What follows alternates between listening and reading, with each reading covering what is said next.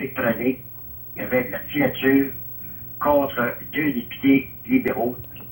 Un n'est plus député et l'autre est encore député à l'Assemblée nationale. Et ça, c'est grave. C'est grave parce que si c'est vrai que M. Francoeur, et je ne mets pas en doute des Francoeur, c'est quand même un gars intelligent. C'est un gars qui est président d'une fraternité la plus importante au Canada. Pour arriver avec c'est parce que il y a de quoi pour s'appuyer. Qui a décidé que cette enquête-là s'arrêtait là? Et les propos sont graves. J'entendais Nathalie Roy qui a fait jouer tantôt. Ça, c'est pas elle qui l'a dit. C'est Yves Francoeur qui l'a dit ce matin. C'est des gens qui avaient des contacts ou reliés avec la mafia crime organisée. Et ça, c'est grave. Moi, je suis en train de me poser la question. Je ne sais pas s'il va y avoir un média d'information qui, dans les jours qui vont suivre, va faire un sondage sur la politique au Québec.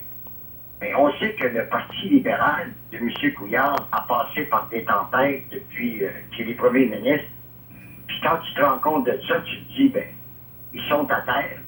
Puis quand tu regardes les sondages, exact. Ils sont encore en avant. Il y a toujours, M. Poirier, puis les gens qui écoutent, un 30% qui colle au derrière des libéraux. 27, 29, 32. Ils ont un 30% de cimenté qui bouge à peu près jamais. Donc, pour la CAQ et le PQ, ça devient difficile, là.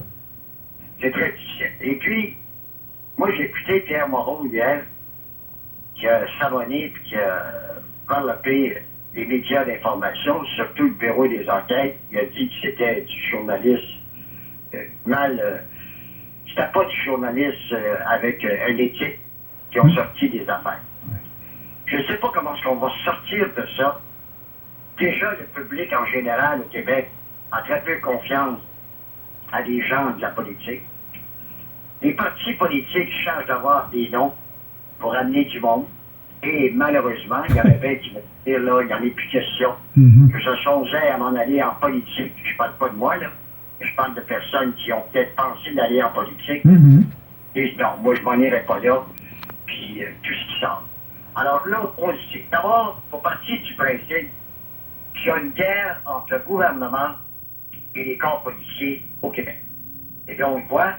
Coiteux va déposer son projet de loi concernant les vêtements clous, les habillements clous. Exact, oui. Les pantalons. Là, on apprend que le président de la fraternité des constables spéciaux vont contester ça. Francoeur a dit ce matin, on attend ce qu'il y a à voir dans le projet de loi, mais on va contester ça. Alors, ça va traîner pendant des semaines, pas dire des mois. Et on s'appellera que le gouvernement a eu à faire face à une crise majeure avec les procureurs, les avocats et les notaires du gouvernement. C'est pour ça que le projet de loi a été retardé. Alors, quand tu regardes toute cette affaire-là, on peut se poser des questions. Maintenant, Sam Hamad. Je pense que Sam Hamad, là, il faut faire attention parce que Francoeur a sorti ce matin, et là, on apprend que Sam Hamad va quitter. C'est sûr que Sam Hamad ne peut plus revenir dans le Parti libéral et surtout au Conseil des ministres, même si c'était un personnage extrêmement important pour le Parti libéral dans la région de Québec. Alors, tout ça pour dire ceci. Il y a de la merde, ça sent très mauvais, et je ne sais pas comment M. Couillard et son équipe vont pouvoir s'en sortir. Parce que M. Poirier, moi, ce qui m'inquiète, mais je ne suis pas le seul, là, prenons 2 autres dossiers. Paradis, Sklavounos, ramenons ce qu'on a présentement, l'UPAC, tout ce qui sort dans les médias. Habituellement, là, quand il y a des enquêtes, quand il y a des dossiers comme ça, c'est privé, c'est aux enquêteurs. Là, c'est rendu qu'avant d'aller au palais de justice, c'est rendu dans l'opinion publique, tout sort, tout est transparent. C'est ça qui inquiète les gens. Je veux dire, là, à un moment donné, il va falloir que ça arrête parce que c'est rendu le free-for-all, là. Je pense à quelqu'un Plus de sens, là. qui aura à faire face à la justice dans les semaines à venir, Mme Normando. Mme Normando, elle va avoir à faire face à la justice, là. Je ne sais pas si le procureur de la Couronne ou le directeur des faits d'eau pénale et criminels a eu le fait vert pour des accusations privilégiées. Sauter une étape de l'enquête pour mettre aller au procès. Okay. Moi, je m'excuse, là, mais il y a des choses qui vont sortir.